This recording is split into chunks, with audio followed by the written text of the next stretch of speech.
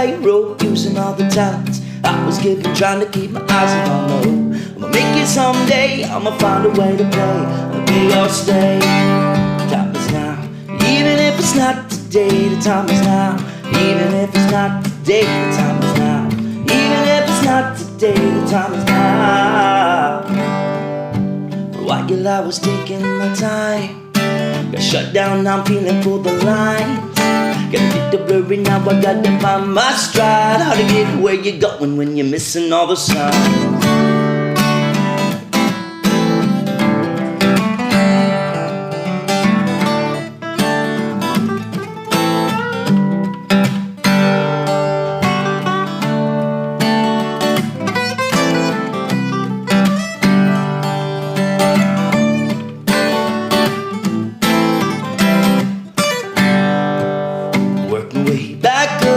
Fall back down, nothing's coming out of me. We're sitting in the sound, open up your mouth, thinking not as lost as you are, but you're still barefoot, waiting to be found.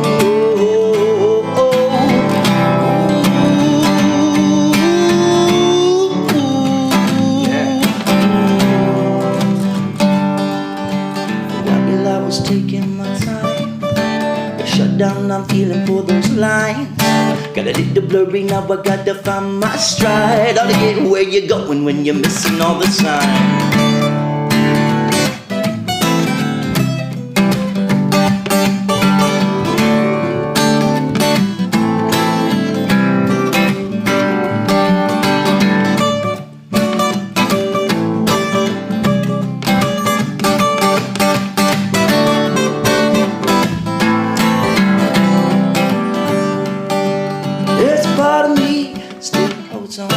The heart of me makes me wanna follow through. Remember who I am and go back to my roots. Believe in spirit's vision and my dream tree fruit. There's a part of me that still holds on to. The heart of me makes me wanna follow through. Remember who I am and go back to my roots. Believe in spirit's vision and my dream tree fruit. Believe in spirit's vision and my dream tree fruit. Believe in spirit's vision and my dream tree.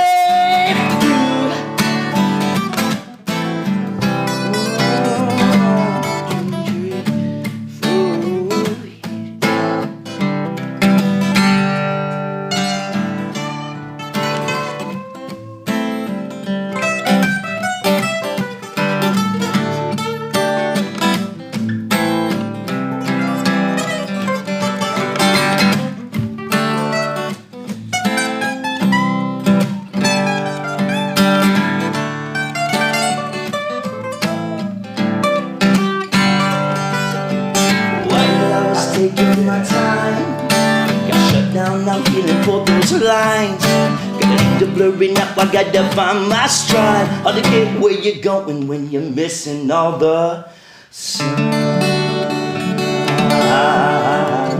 Yeah, alright. Why, hello, everybody. Howdy. Episode number 18, The Tasty Twist with Sammy B. I am your host and producer, Sammy Blanchette. Thanks again to Okemo Valley TV for providing this platform here.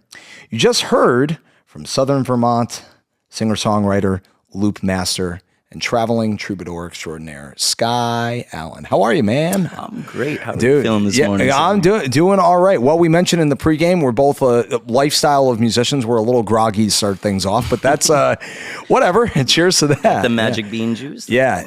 Tell the audience the name of that song again. That was a killer one.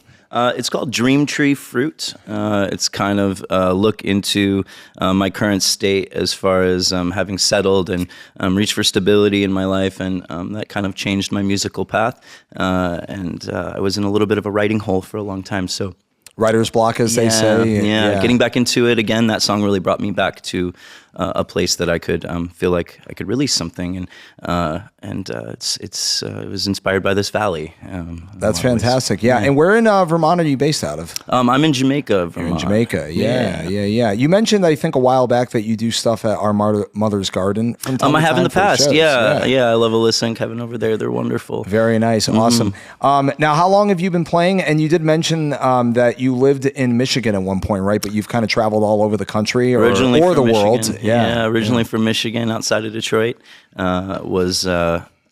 Was in a state in my childhood and teens where I didn't want to listen to nobody and thought I knew I can knew relate. best, as you do at 16. And I read the book On the Road, and it really, Jack Kerouac just really has a way of presenting America in a way that I wanted to experience. I wanted to see the real America. I wanted to see the real people, and it really inspired me to get out and start hitchhiking. So I went to California on a Greyhound bus, and it was all history after that. That's awesome. It's got to be a great perspective, not just in our country, but if you travel around the world, to really get out of your comfort zone as far as seeing other cultures and other avenues of the world and people, and just being able to check in on yourself and also them, right? I would imagine like traveling's been a blessing of an experience for you. Most definitely. More educational than, I didn't go to college, and it wasn't really my path, and education was more of a challenge for me than most things, whereas creativity and music and writing came very naturally. But when I went into the road lifestyle, the permanency of non-permanency, it really allows you to let go of your expectations of what life and reality is, and it presents you with opportunities to create it as you go. And I think that manifestation is really the key, is you're getting to tell your story as you're writing it, as you're experiencing these people that you're meeting along the way. They're picking you up, or people, temporary inspirations in your life, and you get to affect them and then move on to the next. And do you find traveling has led to, when you do write songs, like a big inspiration for you as far as like writing your originals and your experiences with your travel and everything? Do you find that to be like a big inspiration for you? Most definitely. Yeah.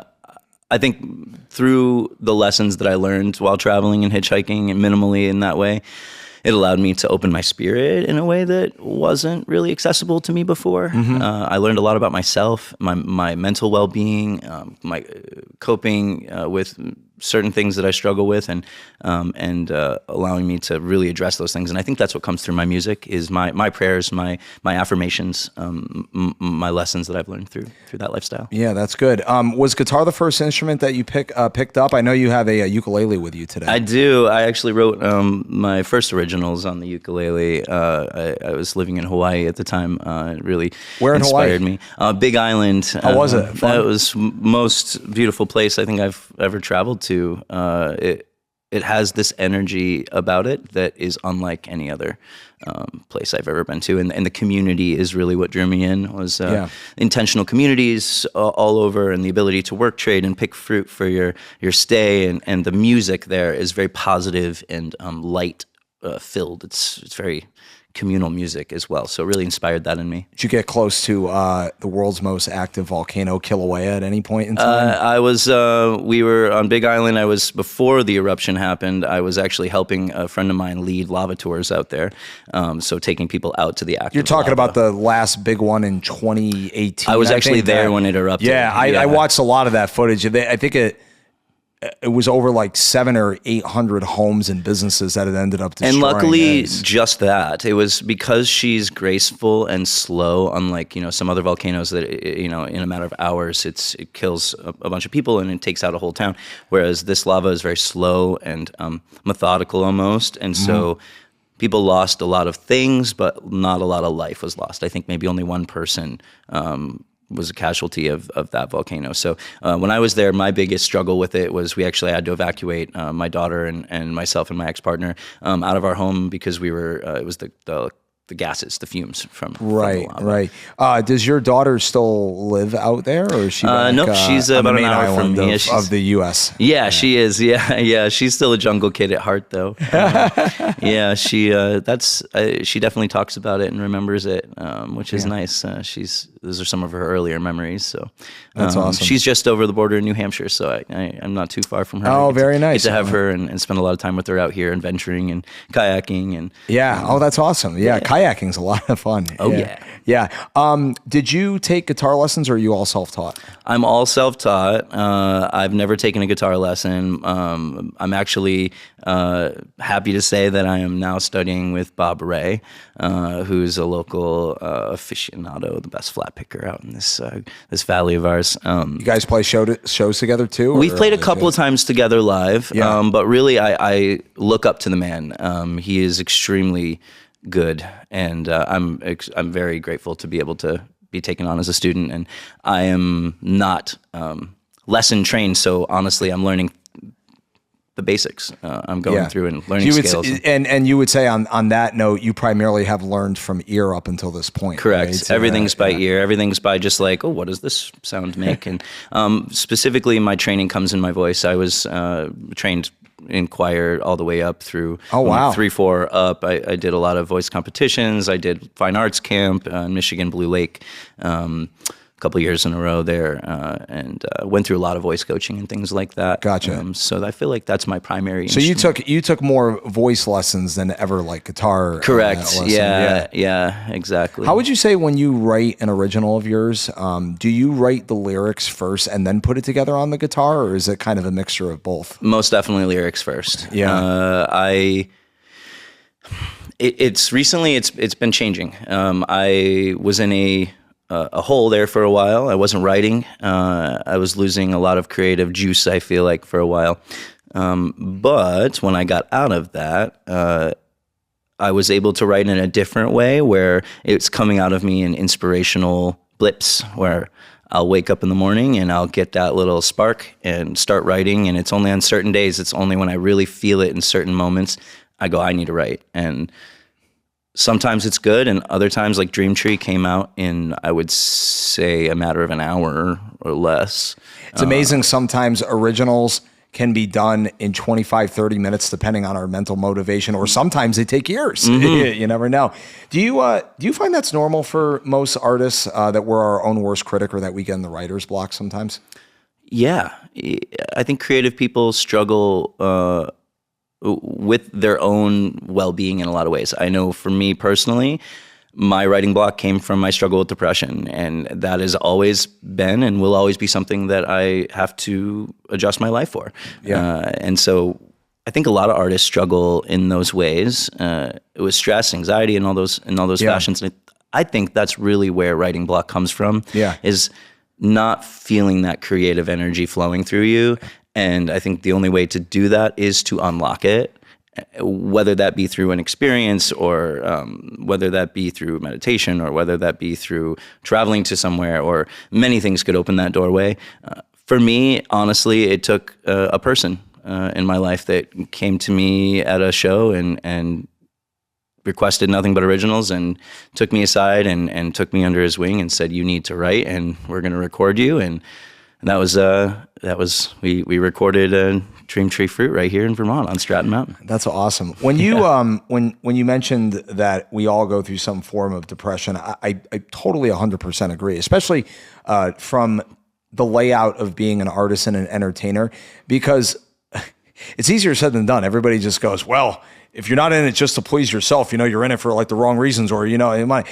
And of course you got to make money and all that other stuff. But I think there's a lot of truth to that. Actors and comedians probably go through the same thing, where it's hard because we do something creative. It's not like your standard 9-to-5 job, like right out of the city or something. Because this is an art and this is expressing our inner being and our personal experiences, we may never truly ever find that perfect balance of being at peace with ourselves while also trying to like entertain people, because we want to keep on growing. Yeah. Very well said. Very well said. Especially in this valley, I've noticed I have claimed stability over my art in a lot of ways recently, and I'm now coming around to the other side, where I have taken steps to really focus on myself, my music, my writing, pulling what came out of those several years of darkness of writing, and really pulling the experiences I had out of those times. And so I think this valley, you get stuck if you're playing music professionally, playing a lot of covers, which I don't mind doing, and I enjoy doing in the way that I do it, because using a looper station, as you know, it gives you a lot of free reign to play with it, and I like to be impromptu with my jams. I like to make them up as I go. I like to feel it in the moment.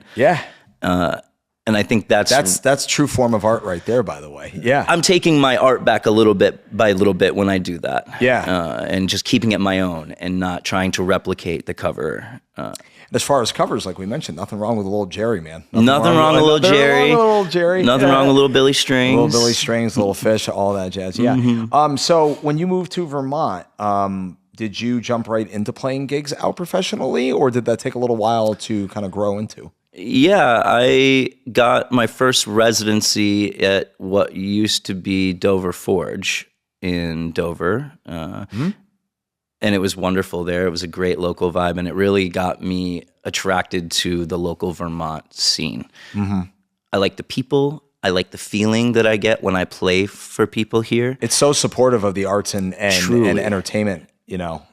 Supportive in a way where people come and they experience you, and you can tell that you affect their well-being and their moment in such a way that you're expanding their experience. And I like that here. I like that people are in this vacation mode in some way, shape, or form, where they're released from whatever their life is in the city or whatever, and they have this just even if it's a day, 2 days, to just breathe. A day trip. It could be even just like a day trip. Vermont allows you to breathe. For sure. Absolutely. Yeah. And hopefully it stays that way in a lot of factors from the art end and everything, for sure. Explain a little bit about recent upcoming shows or latest shows that you've had in regards to like Magic and Black Line Tavern. I actually just played at Magic. Sorry, that's the same place. I meant Black Line Tavern, Bromley, and other places. Well, I said the same place in one. Sorry. No stress. I just played there a couple nights ago on their deck. They have a wonderful spot over there. They got a big grassy hill there that people are sitting on while you're playing. They've got a really nice. Shout out to Josh and company, by the way, too, over there. Great job over there. The whole staff, really. Yeah, you said you're going to get more involved with booking shows over there too, and events? I'm talking with Josh in regards to getting some events going, coordinating with some of the local dispensaries for an event on October 19th. Very nice. That hasn't been officially announced yet, but in the planning stages. We're looking at really supporting the cannabis market here in our valley, and working together. It's growing for sure around in a lot here, of places. It seems to be a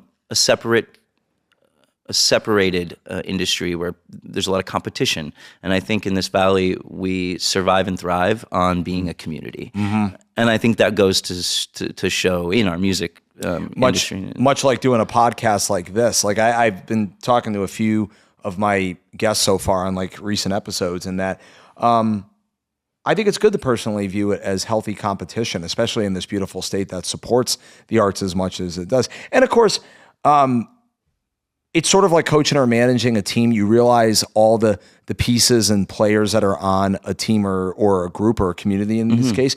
We all have our different styles and our unique, and if we can get like the best out of each other, that's why one of my recent guests, Bill Brink, who's based out of the Springfield, Vermont area, him and his wife, June, they help out in the local community, whether it's at a venue or out in a field or somewhere. They're putting together local events and festivals to get all different artists together as like a platform to showcase. And it's great, like that healthy competition, you know, to be able to do it. Cause I mean, hey, if I'm not available for a gig, I might, send them your way, give them your phone number and stuff. And that's, I think, the biggest. I love the Unqualified Boys. Shout out to those. Yeah, shout out to those guys. They're doing a great job now. And there's been several occasions where I've been like, hey, I can't do this gig, but like I know some kids who are hungry and want it, and they're hungry, and it shows.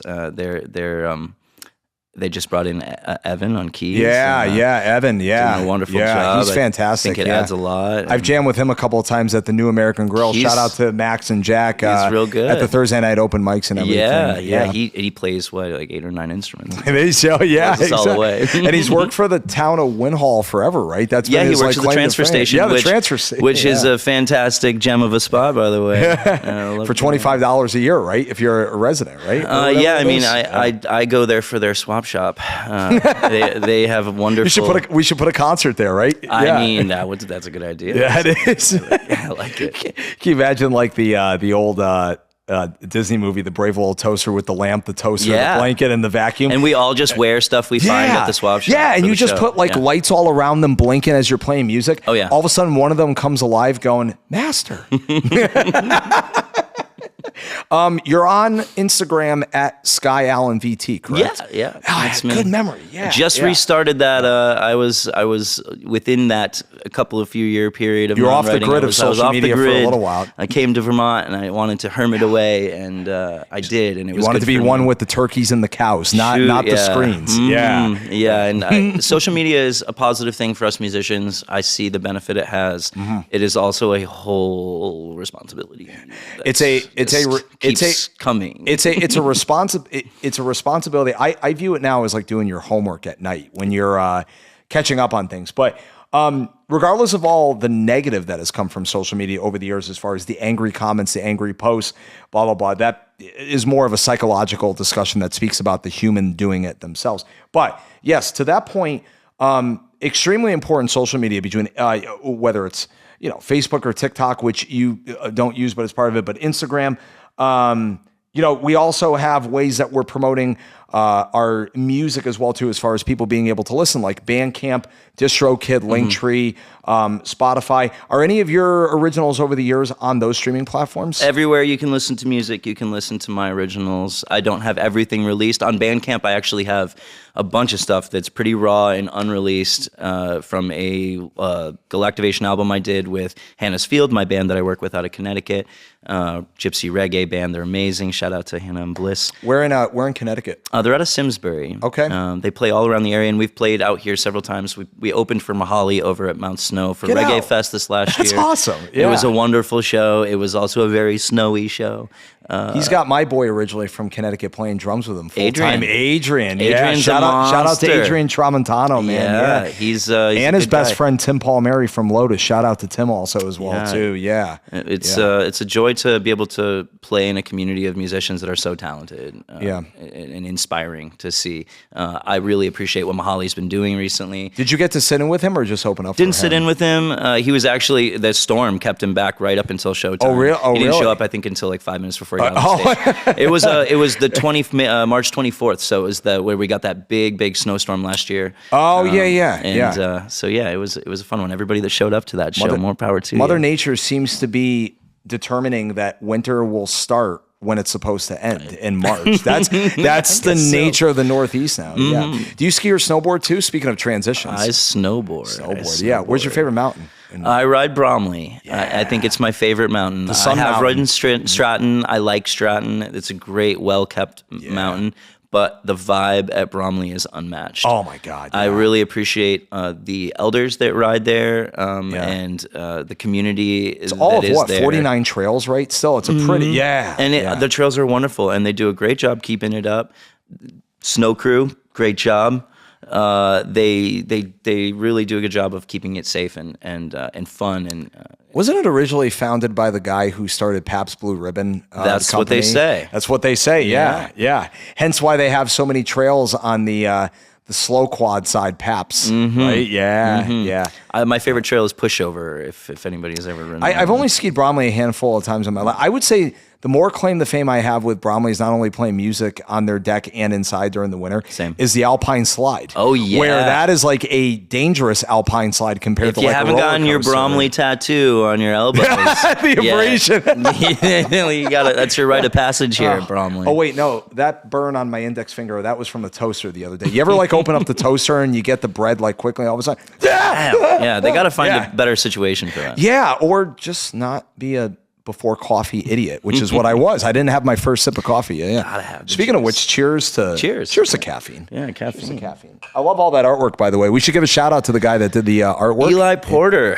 He is fantastic. He's all around the valley. If you've been to any of the general stores, if you've been to any of the areas that have local art featured, he's there. His illustrations really grabbed me when I first moved to the area.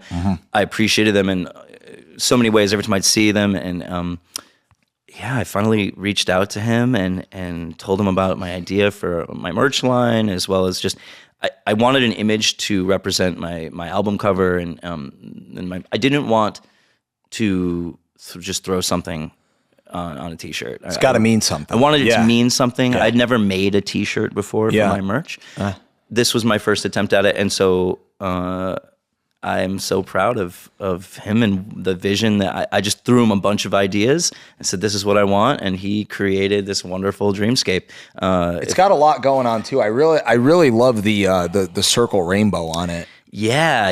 He just Kind of reminds me of the color. yellow brick road from The Wizard of Oz a little bit. It has that feel. That's kind of how I felt coming here. You know, I arrived on Route 30 into Jamaica, and it's kind of the story of my transition from my gypsy feet really carrying me, and I was traveling for so long, and even after my daughter was born, we traveled in a school bus with her, and me and my ex separated. It was a moment for me to reevaluate and stop touring so much, and really get myself stable within music as well as myself. How much were you touring? So I was playing a lot in Colorado. I played a Rise Music Festival. Nice. Played out in Taos a lot. Nice. New Mexico? Hawaii as well. Yeah, Taos, right. yeah, Nice. wonderful. Taos Brewing Company. Shout out to them. Have you ever snowboarded out in Taos? Like I've always heard Never. that's like a I'd killer love it. place. Yeah. Yeah. I'm going to Park City in January. I'm wicked excited. Wonderful. I would love to go out west and ride this year. Yeah. Is your daughter playing music yet? Are you getting her into playing? She is a wonderful singer. Awesome. She has a natural voice. I've not gotten through to her on music lessons yet. I don't want to push her. I want her to.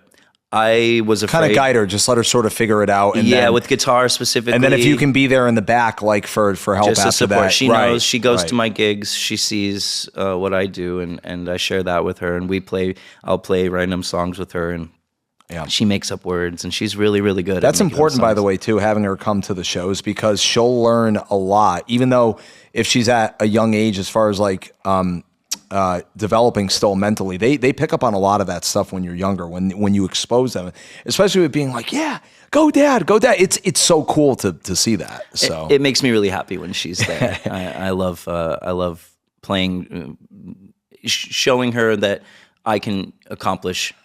You can accomplish your dreams. That's kind of my whole mission, is that I had to believe in myself, and it's a daily belief in myself.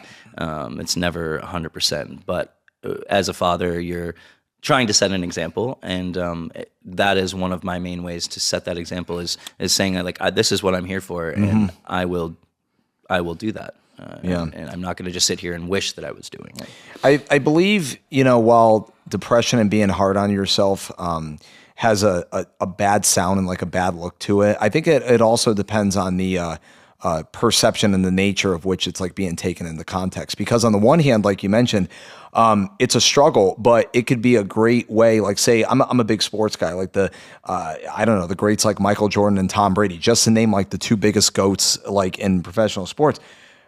I'm sure even in like post athleticism, they're still very hard on themselves, because whether it's like starting a business or whether a brand or doing something else, it's, while you're hard on yourself and you may get depressed every once in a while, it's also the fire within you to make you strive to be humble and to be better. And like, nope, I can do better for myself and for humanity. Like it can be, there could be a silver lining with being hard on yourself as well. It is what allows me to create, is seeing where I went wrong. Like, I have a thing about listening to my shows. I go back and I listen to my jams, because it is so improvisational. And I'm like, I could have done that better, or I'm going to try to do this one. Voice was slightly off here. And I think that critique truly makes me a better musician. Even though at the time I maybe like, oh man, it sounded like crap. But COVID-19 was an interesting period a couple of years ago for everybody. And a segue off of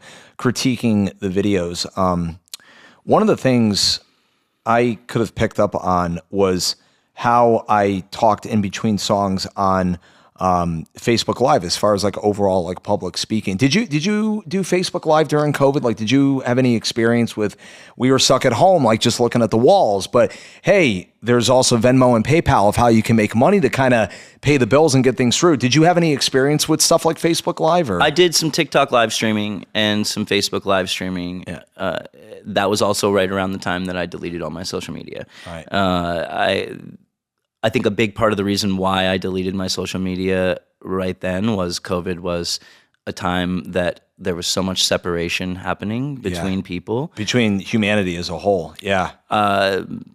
People lost friends, people lost professional ties, people lost family members. People, that's still ongoing, by the way. People are still, especially in, not to get political, but for lack thereof, like, in an election year, people are still like losing friends, and it to me, it's all like just really confusing, like because social media is what it is. It's nonverbal communication with either people or strangers, and every once in a while, depending on the conversation, wouldn't it just be better for a face-to-face chat or like a verbal conversation to really nip the emotions in the butt and figure out what you meant by that? Truly, and I think people can hide behind their online selves, and I did that as a goof, by the way. Like, there shouldn't be this.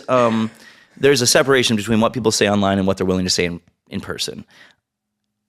I think what COVID really exposed, all the things aside, was that people are willing to separate very quickly and easily based on what people are saying on social media and online platforms and our news, which we've all been very aware recently that is a lot of misinformation. There's a lot of double talk, and there's a lot of things that are happening that we don't necessarily know. And so nobody really knows what's happening. So when you're choosing to, say, let go friends or over a political opinion, I believe in personal freedom. So for me, I believed in my personal freedom, and I stood in that, and I think everybody else did. And I think once you claimed a stance, there was a lot of judgment based on what stance you took. But really, it's like whatever stance you take, that's your personal freedom. Take it. Right, exactly. It doesn't bother me. I'm a big believer in most things, especially when it comes to people being happy and being confident in doing certain things in life or beliefs and opinions or whatever. Yeah.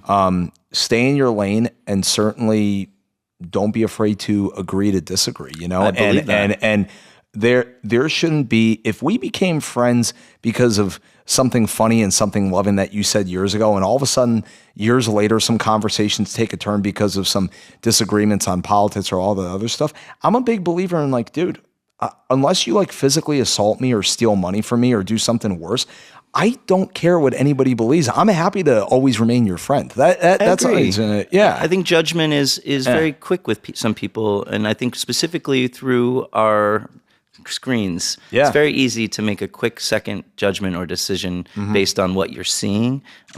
I like the heart-to-heart, face-to-face connection, which is why I'm totally old school and call people still. Hence why you jumped on the board for Tasty Twist, man. Exactly. Hey, let's get back a little bit to some of your biggest influences musically, vocally, and bands. We mentioned The Dead and Billy Strings, but take it from here. My original music is very focused in creating a light awareness, an awareness of our struggles, but also the light that we carry. That, I believe, is what can change the world. The experience of really harnessing what you're here for as a human being and presenting it in a way that is truthful, and whether that is exposing your darkness or exposing your light. And I think the more that we expose that light is going to create a better reality. And the music that inspired me to do that were people like Mike Love, Nocco and Medicine for the People, Trevor Hall, Wookie Foot, and all of those people make very positive and enlightening music that truly evolved me. It changed my heart. And I don't think music is here for no reason. I'm pretty sure music is the universal language. It's here to alter our perception and create this harmony inside of us that is felt no matter if you have a connection to that or not. I think anybody can resonate with music in some way, shape, or form. I was truly inspired. It's an excellent point. Truly inspired by positive lyrics, lyrics that mean something. Yeah. Lyrics that have a purpose and a point. I truly appreciate the message that comes from that music, versus the stuff on the radio is very surface level. Yeah. To that point, I just released a country song, Holler. That was my most recent release. Very nice. Based here in this valley and inspired by my experience here. I think country music is headed in this beautiful direction. I'm in love with artists, Tyler Childers and Zach Bryan is another good example. Could throw Noah Conwright into the fold also. And he's got this folk feeling to him. Yeah. As well. I love what's happening. But his music is very inspiring also too. It is. He's got great lyrics. Yeah, he Same does. with Mahali, great lyrical content, positive vibrational music. Yeah. I was talking to someone the other day. And someone told me I think he originally started out as country. But I love the direction that Post Malone's going. Like he's going to his roots. Music also too. I love it, man. The dude is just so talented. Yeah. And obviously he's one of the biggest stars in the world. But it comes from the heart, and you hear him speaking too in interviews also too. The dude just bleeds music, man, and he loves it. I think it sounds great with all the collaborations. He just collaborated with Billy Strings. And speaking of inspiration, I'm a nerd. I love that guy. So I'm sure you've seen Billy a handful of times already, right? 20 times. 20 times, yeah. Any show that's close by, or not close by for that matter, I'm considering. Yeah. I think he is a blossoming example of what people received via the Grateful Dead back in the 60s and 70s. They got to experience seeing them grow, seeing them flourish, seeing them create and change and evolve. And that's what we're getting with Billy in this beautiful way that is almost like a reoccurrence of that feeling. There's a full 1,000 people following him around every show. Every lot is high vibration. It's a community. Yeah. It's everybody knows everybody. I see the same people at every show I go to.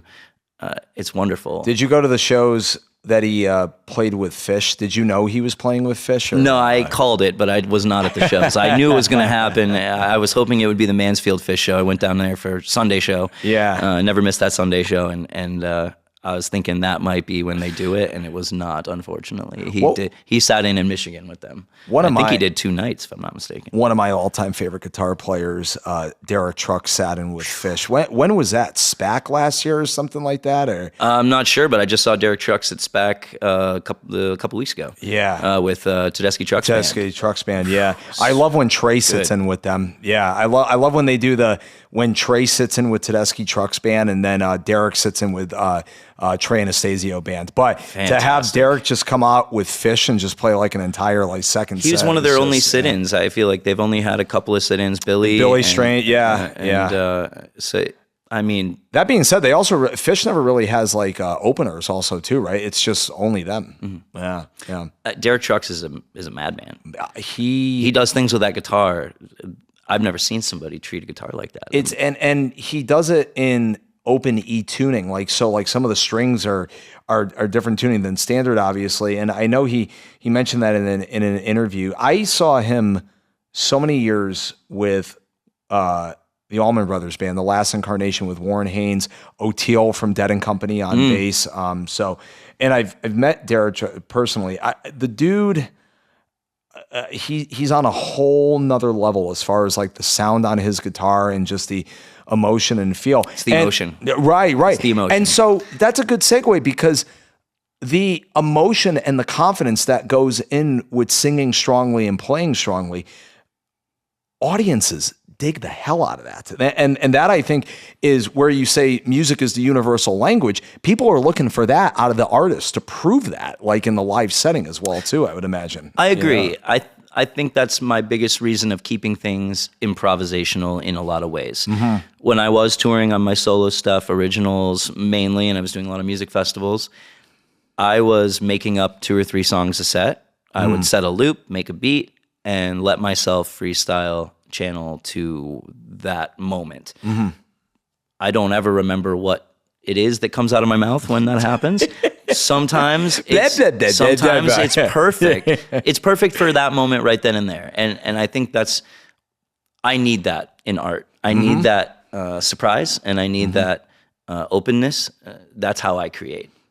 If you go on my Bandcamp, there's a whole improvisational album that I released. That's every song is completely in the moment, and it's called "Talking to Myself." If you ever want to check that out. When did you start using loop pedal and like other like pedals like with your live shows?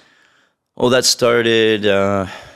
I would say 7, 8, like 10 years ago or so. Yeah. I was originally looping with my ukulele, which was a lot of fun, and it's different. Who inspired you locally or nationally to start looping? Because so many people do it now. Mike Love. Like 1 minute. Mike Love, yeah. And Zach Deputy.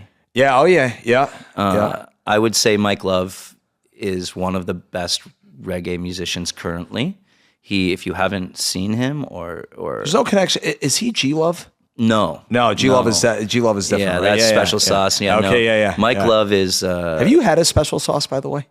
What's that? G Love's. Have you ever had G Love's Special Sauce? By He the way? actually makes a special. Yeah, he makes sauce. a special sauce. Shout out to Country Girl Diner in Chester because we like looping restaurants and bars in with the Tasty Twist, the whole Tasty Twist thing. She is a big fan of G Love. G Love has played at the Country Girl Diner in Chester a bunch of times on the outside stage. And yeah, I've had a couple of his different special sauces with breakfast plates and everything. Of course he makes special sauce. What a good idea. Yeah, it is. Fantastic. Yeah. I would try it's it. a good marketing concept, man. I mean, I'd say so. Consider the Source has a wonderful hot sauce. Oh, I didn't know that. Consider the sauce. Consider the sauce. Yeah, Fantastic. I like it is. that. It's purple hot sauce, and it is ice. No, they have a purple one and a green one, and I've had the green. The green one is like a sweeter variation. That's awesome. Getting back to the loop pedal. So checking out a bunch of your Instagram videos from like the last year or so, a couple of days ago. It sounds like you do a lot of similarities to what I have in a distortion pedal, a delay pedal, possibly chorus or tremolo. Kind of describe your pedal board a little bit, even though we don't have it like in front for the audience to see. I use the Boss RC300. I do not use any other effect pedals. I want to use them, but I haven't expanded to the point of adding more stuff to do with my feet. I use the You're not an octopus. You don't have like 6 feet at once to do it. I wish. I use the effects that are built into the RC300. I should do that cover. The RC300 has a whole array of effects in there, and I can kind of switch between them as I'm going. It requires a little bit of work on my feet, but it's all in one place. I have an expression pedal on the RC300, so it gives me control over those filters and things like that. And you can actually individually tune each one of the effects to sound exactly the way you want it. So occasionally I'll switch my effects up where I'll be like, okay, I've been using this kind of distortion for a while. I'm going to switch to this kind of distortion just to change my sound. And I'm having a lot of fun building more jammy loops lately. I'm just added my djembe back into the repertoire for my solo set. Nice. I've been using. So you would put your stuff on a loop and then play the djembe on the side? Play to it. That's awesome. Eventually, I'd love to loop my djembe as well. Yeah. That's a goal. So New American Grill has a bongo on their stage that they've used for like open mics. And occasionally when I do a solo show there, I'll put my RC2 Boss loop pedal on a track and then just have the guitar just like hanging on the strap and then bump, bump, bump, bump, bump. The audience is like, how's he doing that? They don't realize like the recorder's like, going on it and stuff. Do you now? I guess that's a question for you. When you play a live show for loops, do you tell people what you're doing, or do you let them figure it out? It depends. It depends. I could sense if they're really tuned into what's going on. They probably already know that it's like a loop pedal that's going on. But if some come up at the end of it, they might be interested. They go up there like, so how are you getting like that? If they go, how are you getting that sound? Then it's like, well, it's a loop pedal or whatever. But then you got the musicians that are in the house every once in a while. Hey man, what pedal is that you're using right there? And then it's like, okay, I'm sure you've been in this. I love those full on geek conversations every once in a while. It's like, here we go, man. This is my kind of people right here. Yeah. So yeah, I guess I would say to answer that question, it would depend, you know? Depends. Yeah. I like telling people. Yeah. I like giving them a little rundown. Like, this is what I'm doing, and this is all on the spot. I'm sure you utilize, some improvisational methods within your looping. Looping assists with that. It gives you that platform it's like a canvas. Yeah. And you can kind of paint on it in whichever way you'd like. I remember when I went to college. I have another question I want to ask you about the sound and the tweaking of the pedals, but this is another one of those that depends on someone's perspective and someone's opinions on things. But I remember one time I had a conversation with a bass player back in college. I went to music school in Connecticut, and he was so. I got the sense he was very anti loop pedal and one man bands. Maybe just being a bass player, it is what it is. But you can loop with bass. I mean, the great Victor Wooten does a phenomenal job. Oh, he's so good. He's so darn good. You know who else is good at looping bass is Keller Williams. Oh yeah. I was actually about to mention Keller at one point. He's got a great solo loop set, and he throws mad bass lines. Yeah. You ever heard of the jazz guitar player Charlie Hunter at all by chance? I've not. He plays an 8-string baritone guitar. Weird. So he's like full jazz, like theory, chords, compositions, and everything with a total like funk blues sound to it and everything. But he's able to play the chords, do like one line of improv, all while playing bass notes with his thumb like the entire time in like a 3/4. Check it out when you get a chance. Guy's name is Charlie Hunter. He's been around for decades. I will. It is insane the sound Charlie that he Hunter. gets in everything. Fantastic. It's very similar in a different light to Pat Metheny's solo acoustic albums, like how he gets the sound out of his like baritone guitars. He's in like drop A. Weird. Who does drop A? Not even like weird. not even some metal bands sometimes like do drop A. You get down to like drop C, and That's weird. That's a weird sound. Yeah, Cool. yeah. But anyways, yeah, and anyway, so my buddy was just very opinionated, like a kind of anti one man band. Now I don't know if that's changed since college over the years or whatever, but now I think about it being in Vermont. I love playing in bands, but as far as like from a couple aspects, the financial side of things, solo is the way to go. But to keep your interest level up, yeah, it's good to jam with guys every once in a while. But you learn so much about yourself because the technology has changed so much with the looper pedals, the distortion pedals, delay pedals now. I still feel like a kid in the candy store at age 35, like doing solo acoustic shows, because there's all different things that you're still learning after all these years. I agree completely. Yeah. Solo is, like you said, a better bet financially. Also, schedule-wise, not having to keep up with rehearsing 8 people. and You know, can you make the show? Can you not make the show? Yeah. I truly appreciate on my independence. It's kind of like snowboarding for me. I didn't snowboard until I got here. So it's been 4 years now that I've been snowboarding. Since you moved to Vermont? 6 years that I've lived in Vermont. About 3 years, 4 seasons I've been snowboarding.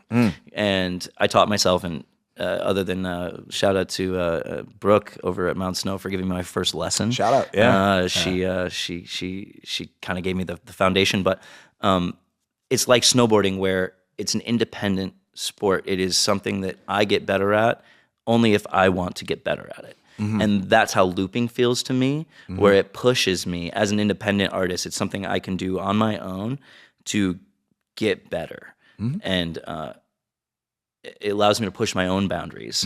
And I think that's what I like most about it, is just like snowboarding. I love snowboarding with friends, but I love snowboarding by myself because I truly get into a state of self-awareness. And I think the same thing goes for looping is you can disappear within that. You see how much relativity is connected into all of that, because Truly. the old saying also too, practice makes perfect. You build confidence by doing it more. And You fall, you get back up. And some might view snowboarding solo or playing acoustic guitar and singing solo, some might view it as being selfish. I view it more as like it's confidence and knowing what you want and everything. It's more selfish, I think, to put another human being in your scenario and expecting them to be exactly you, and they never will be, and then that leads to like fights and stuff. That to me is more selfish than just being like, "Nah, man, I'm going off and doing my own thing. I'm just you do you. I want you to succeed at what you're doing, and I have to do my thing and everything." And I think that's more selfless than it is actually selfish. By Definitely, recognizing. Yeah. I feel like that's what this valley has taught me is the self-awareness of being my own self within music, focusing on the time and work that I need to spend on getting better on my own, moving forward in a way that I can I like playing covers. I love the Grateful Dead, but I really want to be playing my originals. I really want to share what's in my heart. Right. If you had a favorite Grateful Dead song, though, to play live, what would you say it is at a solo show? The one I play the most is probably West LA Fade Away. That's a great song. I also play Birdsong a lot. That's a good one, too. Yeah. I'd say it's between those two. Is it- I like the minor songs. Yeah. I like the dark sounding songs that they do. I love Wharf Rat. That's a good one. That's a good one. Minor in regards to the chords. Yeah, like yeah. Starting on Yeah. We'd have to lump Shakedown Street into that also too, because it D starts minor. on D minor. Yeah. Yeah. Oh, what's another one? Oh my! I mean, there's so many good ones. God, we could talk forever on the Dead, just all the different genres that they've covered, Truly. and everything. But I on my last episode with Tom Davison and Graham Parker of Side Effects, that's the name of their group. We were just raving on and on and on, just all the different genres Jerry Garcia has covered over the years, especially towards the tail end of his life. Those bluegrass albums he did with David Grisman Wonderful were work. fire. Fantastic. Yeah. The Pizza Tapes, if you got a chance to listen to those, unbelievable. Tony Rice, you'll never hear the energy between Tony Rice and Jerry Garcia is spectacular in the Pizza Tapes. Yeah. Fantastic. Live on the cusp. Just great listen if you haven't gotten a chance. Absolutely. No, I haven't yet. I definitely will. So you and I are both semi-vets at this point, as far as like being, out and about jamming and playing in front of people, being in our early to mid 30s. One question I always like touching on with artists is, for those that listen to this podcast episode, and again, please feel free, subscribe to Okemo Valley TV's YouTube channel, download their mobile app. We've got 10 episodes so far of the Tasty Twist out that are available for viewing. Do you have any specific inspirational advice from guitar playing, songwriting, singing perspective that younger members out in the streaming world might get from you that you recommend the most? Believe in yourself, and that sounds really cliche, but your heart tells you what you're supposed to be doing with your life. And I feel like a lot of creative people get stuck, as I did. And I think the biggest awareness within your voice, whether you're trying to be a stronger singer or a stronger guitar player, or you're trying to write originals, which seems to be a struggle for some people, if you don't manifest it, it's not going to happen. And I think part of it is really telling yourself that you can do it, and letting that fear go and embracing the love frequency in that decision of knowing that you're loving yourself, you're believing in your art, and you're presenting it however that happens to be. Art is emotion. Art is something that doesn't come from necessarily just us. We are conduits. We are a means for the universe to express itself.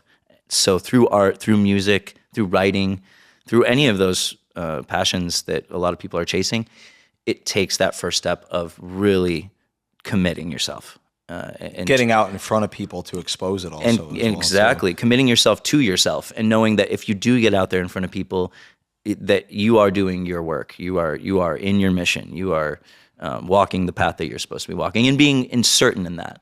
And believing in that certainty, because it's a windy road. It takes you all over the place. I've been up and I've been down. I've been doing this for 15 years, I'd say, at this point. I've been from playing in front of crowds of 1,000+ people at music festivals to playing to 5 people in an empty bar. Yeah, exactly. Yeah. And sometimes all it takes is 1 or 2 people who are really locked into what you're doing. I was just going to say, all it takes is that one person to look at you and see the real you, see your emotion, your art, to really, and that's what lit the fire for me. A lot of new up and coming artists and entertainers, they ask about the value of the open mic sessions that we have at some places around here, like the Killarney here in Ludlow, New American Grill down in Londonderry. What has been your experience as far as the importance of going to an open mic or being around the community of an open mic?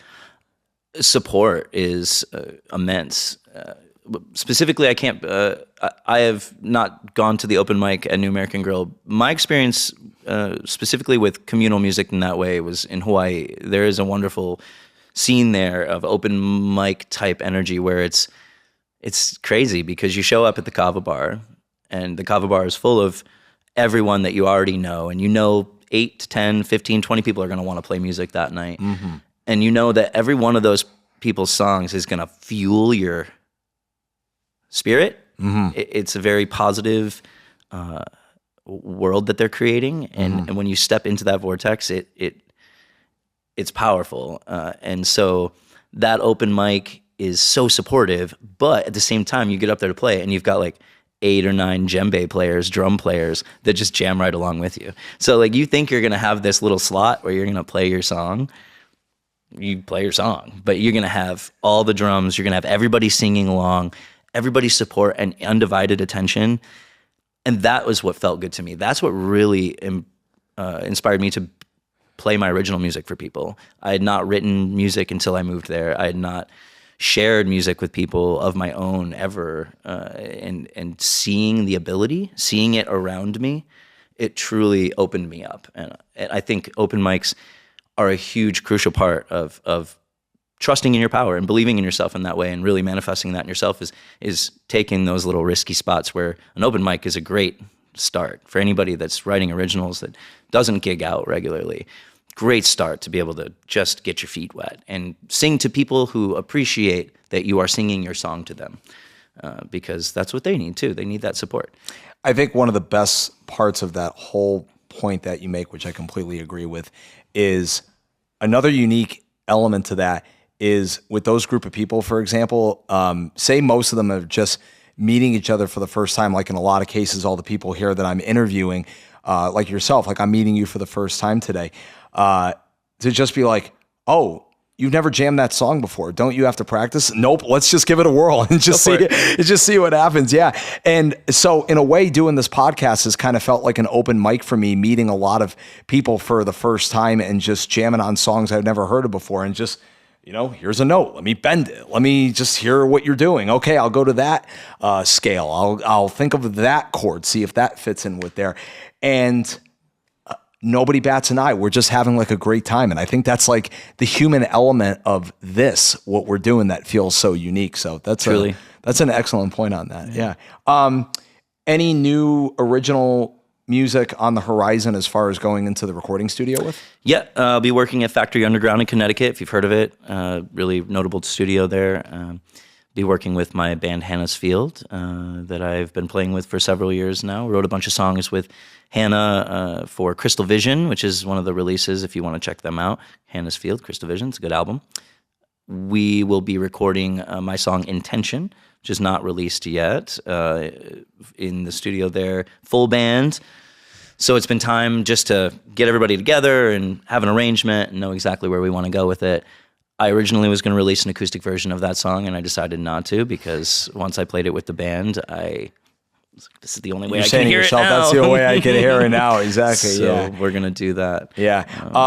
And I know you're just dipping back into social media with Instagram and stuff, but kind of give a quick explanation of the pros and cons of the business side of things of being an independent contractor musician. And there's a lot of it. And it could certainly be another episode that we can delve into that. I hope you'll be back for another recording I would love episode. It. Yeah. I'd love it. But between just like the basics, not talking about like the financial and just the sometimes negative competition of like, hey, if you're playing that place, you can't play 5 miles down the road from here. All that that's neither here nor there in this case. But just with the phones and just Instagram alone, the getting back to people constantly, the back and forth, like, hey, we got to switch that day, this and that, promoting yourself on Instagram, stories, reels and everything. It becomes a full-time job in and of itself, don't you think? Truly it does. I am, like I said, just reopened my Instagram account again and started from scratch in the awareness that I needed to do more work to promote myself. If I'm going to release music, I need to release it and promote it and do the job. Yeah. Because it's part of the job. It's hard to exist just on touring alone just from word of mouth without having any sort of social media presence. You got to have even just the bare minimum, like one platform. You got to kind of have something in order to get by nowadays. And I found that I enjoy certain aspects of it. I like making my little posters and if you look on my Instagram, my live stories, and I make little animated things and little already, posts for my shows. You do a tremendous job with it, man. Thank you. Yeah. I will say, I don't design the artwork. It's AI artwork tool that I utilize. Darn it, AI is catching up to this already. It's amazing what we can do with it. I'm not. But it feels good to then put it in poster context, right? Like apps like Canva or something, right, to put that spin on it. It's got to feel good. And it looks professional. And, for instance, like my merch line, I would never put AI artwork on merch line. I couldn't do that, which is why I worked with Eli for my merch. But with the shows, I enjoy kicking back and making those little things are fun. I just plug ideas and get it till it looks nice. And that to me is it's a fun part. Having to make 8 different sizes for all these different posts, or doing that for my band as well, which I do. I organize that stuff for Hannah's Field. And hopefully within in the next couple months, I'll be doing a little bit of that for Bromley or for Magic as well. That's awesome. That's awesome, man. So I enjoy that part of it. Yeah. The booking part is something that I think I struggle with. I am not very organized. I'm not very studious. And so booking... You seem it, brother. You had me fooled. Let me tell you. You seem it. When it comes to the screen and having to, really click away and reach out to people, I don't know about you. I like to call venues. Yes. I'll call them, I'll call them 10, 15 times until they answer, and then I'll send the email. Because that email will just get lost in the cracks otherwise, 9 times out of 10. I feel like... Till I make a human connection. Email is so good from a homework perspective of having like bullet points of things to keep track of. Because sometimes in text messages, because we have so many contacts, more so, in my opinion, than email, email-based information kind of gets lost in a text message form, but email is good to kind of have it as bullet point reminders. But I never thought of it this way. It seems like email does make the most sense.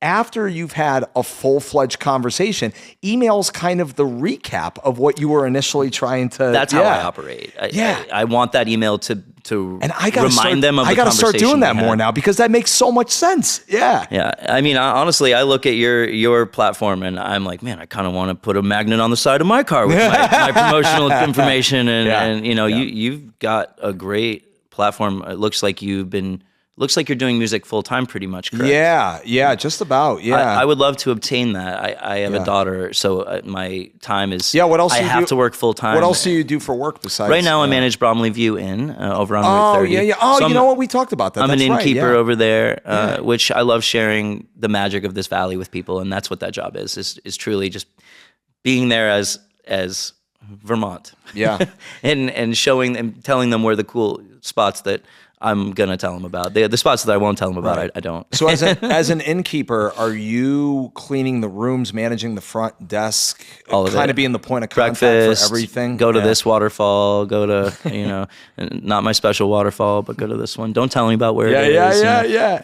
Emails to don't tell booking. people about Buttermilk Falls in Ludlow. Don't tell anybody. No. I mean, and that's the deal is like people post them and then they get, so I only tell them about my certain little places. Don't tell them about the snowmaking pond. Don't tell them about the snowmaking pond on Kendall Farm. I love that place. I love it too when there's nobody there. Yeah, exactly. Which, by the way, COVID changed that incredibly also too. A big swimming hole that I used to love to go to is Wolf's Corner in Wardsboro, if you've ever been there. Never been, no. It's privately owned, but after COVID, people were parking all over the road and leaving trash. Dogs were fighting. And dog poop everywhere, and it was like a problem. And they shut it down. Which you can't have nice things. Exactly. So that's kind of something that we do struggle with here in Vermont as a place of a tourist destination is that people need to respect the spaces. I will say, however, hiking out here on the trails, I've hiked all over this country. I've lived in national parks for weeks on end. The trails here are clean. Yeah. There's no trash on the side of the roads for the most part. When you drive around, it's clean. The air's clean also, I lived in Hawaii for 2.5 years, and I'll tell you what, beautiful state, beautiful views, trash all over the side. Of the roads. Really? Oh my goodness. So man. it's like, how do you look at all the beauty and then throw? But Vermont is different somehow. The trails are well taken care of. You don't see the carelessness as much. And I agree. I've had this theory that I think there's no trash on the side of the roads because there's no billboards on the side of the roads. Because there's no excellent bombardment, point. and it doesn't disconnect you from the nature that you're seeing. I feel like you see that McDonald's sign and almost like maybe that person that does litter, I don't litter, but like if somebody does litter, maybe that sign would just cause them to throw it out because they think about the cup they have sitting in their car and they're like, oh, man. Yeah. But Is Vermont still the only state in the country that doesn't have major billboards? I don't know, but I like it. Yeah, I do as When well. you too. drive into Vermont, the energy changes immediately, and the mountains kind of cradle you as you drive in on both sides. Guess what I did a couple months ago with my girlfriend? What? We entered Vermont for the first time from Massachusetts Yeah. to Vermont via Route 100/Route 8. Uh-huh. Going through Jacksonville and right up Cool. until Wilmington, I think, right? Route 9. Yeah, that's the town I'm thinking of. Wilmington? Drawing a blank. Yeah. But no, in all the years as a weekend warrior from Connecticut and then moving up here in 2018 in Ludlow, I never entered. I've done Route 7 and 91, but I never entered Vermont from Route 8, 100. And have you ever driven 100 all the way, almost near the Canadian border? I haven't. Me neither. Yeah. Not the whole way. But it's like 251 miles or something like that. That'd be a pretty drive. Yeah. On a bike, motorcycle. Oh, yeah. You have a motorcycle. I don't. I don't But either, not yet. I might save my pennies. I don't Someday. know. I want to get one of those Volkswagen trailer buses so I can like form a stage inside and take it on the road. That'd be sweet. Yeah, man. Awesome. Well, listen, we're going to get back to playing tunes shortly. Guys, once again, you've been hanging out here on episode number 18 with Sky Allen of Southern Vermont. Last question before getting these guys dusted off. Is there anybody on the episode you want to give a special shout out to? Shout out to Cow Money Studios for helping me to really get these new songs up and out of me and into the ether. We all need a little coach once in a while. And shout out to anybody and everybody in this valley that shows up for each other and shows up for this community. And we need that support. We all appreciate that support. So if you're not supporting a local musician in your area in some way, shape, or form, go check out a show or follow them or listen to their music. Don't forget your daughter also. Sammy as B well, has some too. original music that's pretty Yeah, fantastic. check it out. My one-stop shop is my website, sammybmusic.com, where you can find links to my Facebook, Instagram, Spotify, Apple, Amazon, all that stuff. Don't forget shout out for your daughter also. Yeah, as well, too. my little one will have some new tracks out. No, not anytime soon, but hopefully 10 years or someday, so, right? Yeah, I keep trying to get her in the studio. She's not there yet. Yeah. I just want to make, I don't normally do shout outs at the end of the episodes just because, it's about you guys and everything. But I want to give a special shout out to my mom, my dad, and my sister for visiting this past weekend at the Chester Festival on the Green. Shout out to Scott Blair, owner of Southern Pie and Down to the Roots, and all the volunteers and vendors. I'll actually be interviewing tomorrow for episode number 19.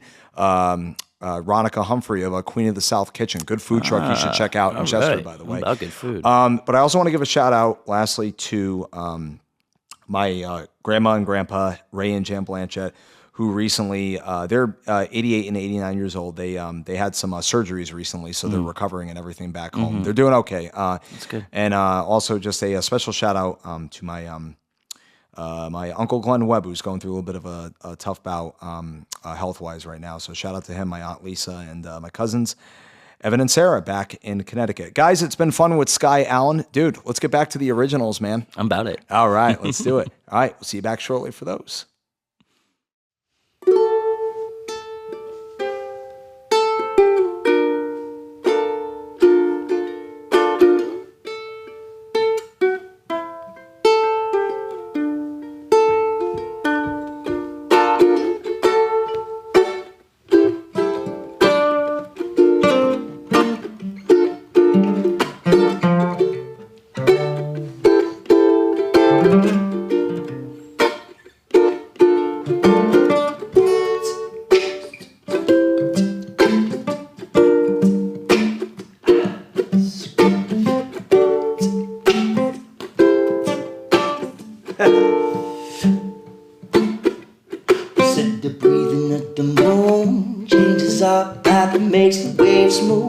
infinite reflection, never ceasing to amaze you, never ceasing to amaze you. Each heart connected to a star, next generation illumination, remembering who we are, remembering who we are, remembering who we are. We've come so far, but we remember when we're center, sitting up in one breath and by sweet surrender. When we are together, we can co-create, build a brighter future, manifest a better fate. Now we make that love and we lead with the light, sharing our heart songs we find inside. We know we can count on each other, one tribe. We unify to heal our mother, heal our mother.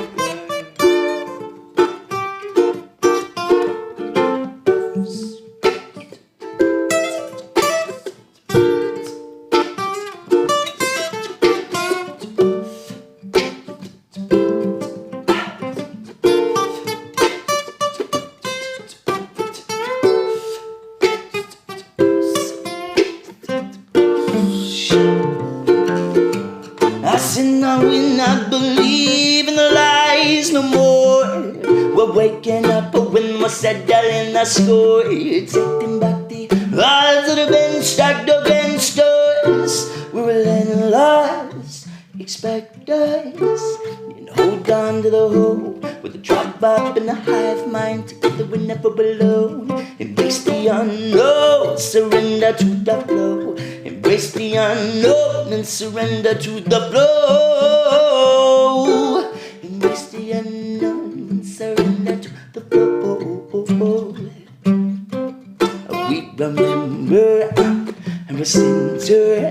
I said now breathe in one breath of our sweet surrender. When we are together, we can co-create, send a build a better future, manifest a better fate. And now we make love and we lead with the light, sharing our heart songs, find inside. We know we can count on each other, one try. We unify to heal our mother, to heal our mother, to heal our mother, to heal our mother.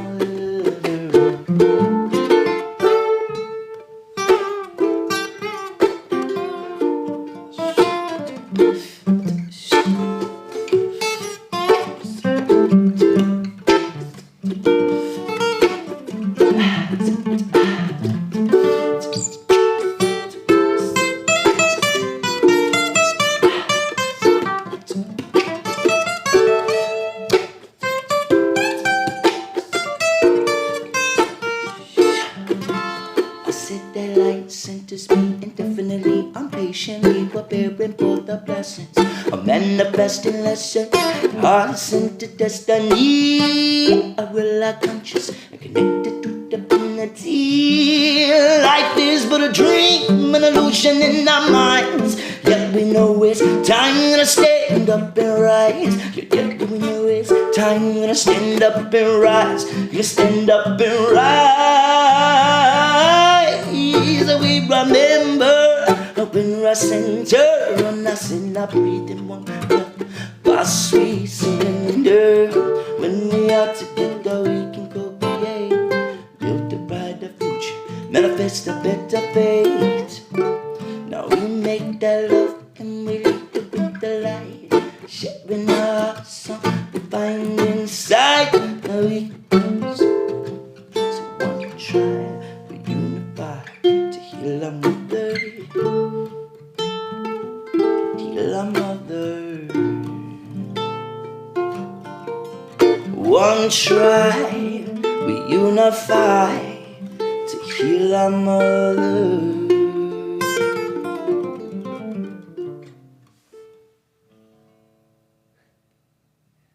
Yeah. Nice. What's that song called? It's called Remember. Sweet.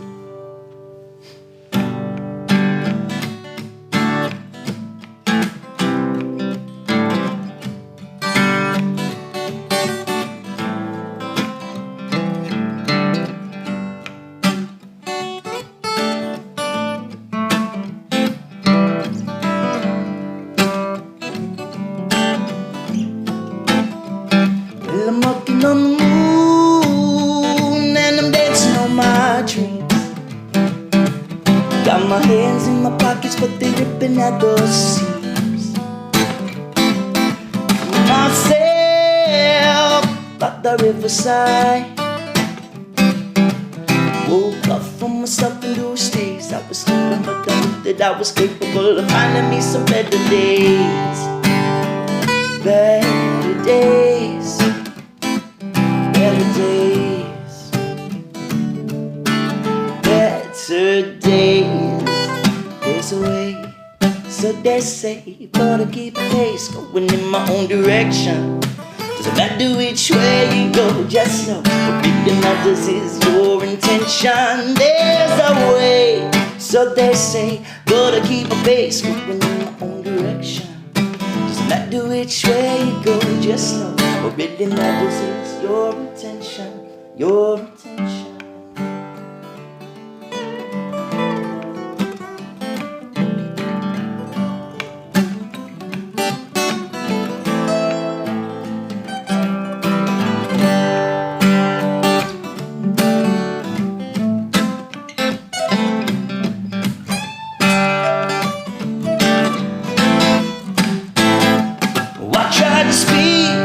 But the words are turned to ashes, nothing like your past. Returning flashes just to alter the perception of your present reality. Well, I didn't know what I needed, so focused on whatever got me through, whatever kept me sheltered, melting all the walls that I built of night sky blue.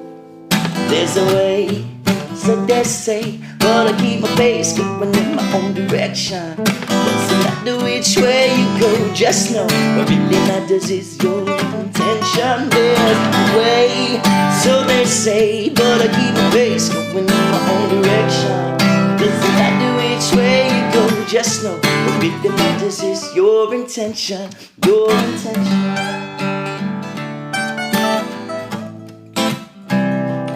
Your intention.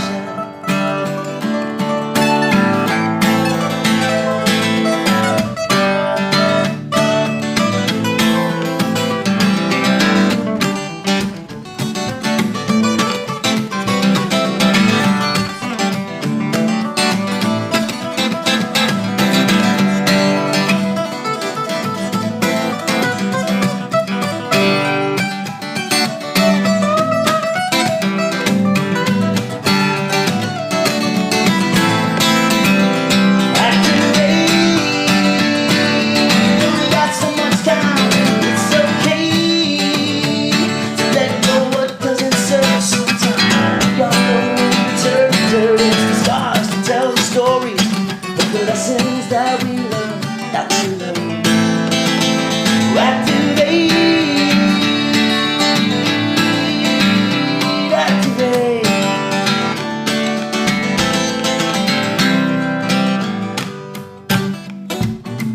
Ha-ha.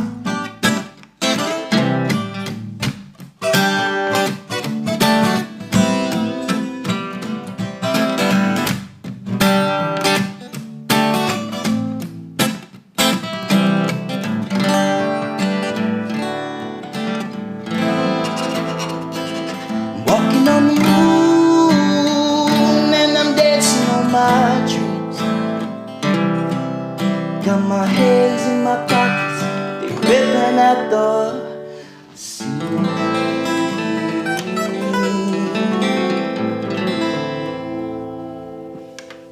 Yeah. All right. Sky Allen, everybody. Thank you, brother. Thank you. Yeah, peace and love. Bring it in. Nice to see you. What's up? See you next time. Peace. Don't you worry now, my darling. Woo!